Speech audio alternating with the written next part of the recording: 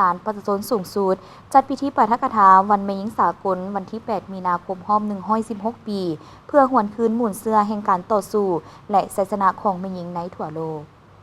พิธีจัดขึ้นในท่าทิศผ่านมา โดยการเข้าร่วมและปาฐกถาโดย ปริญญาเอกอนงยอยสายคำรองประธานศาลประชาชนสูงสุด มีบรรดาคณะประธาน คณะสาพันธ์แม่หญิง พร้อมด้วยพนักงานราชการภายในศาลประชาชนเข้าร่วม ปริญญาเอกอนงยอยสายคำได้หวนคืนหมุนเสื้อความเป็นมาของวันแม่หญิงสากล 8 มีนา เพื่อหวนคืนประวัติความเป็นมาของวันแม่หญิงสากล บรรดาองค์การจัดตั้งสนธิสัญญา แถลงการณ์และกองประชุมระดับต่างๆ เกี่ยวกับแม่หญิงสากล ภาคพื้นและอาเซียน นโยบายและกลไกส่งเสริมความก้าวหน้าของแม่หญิงในสปป.ลาว และเวียกงานบางด้านที่มีผลสำเร็จในปี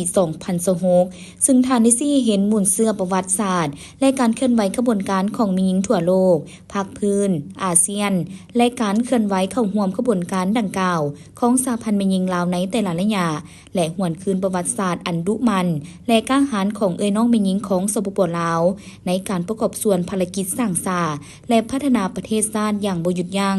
พร้อมนี้ก็ยังเป็นตัวแบบในการรักษาฮิตของประเพณีอันดีงามของชาติลาวเฮาให้เป็นที่เอกอ้างทะนงใจทั้งภาคพื้นและสากล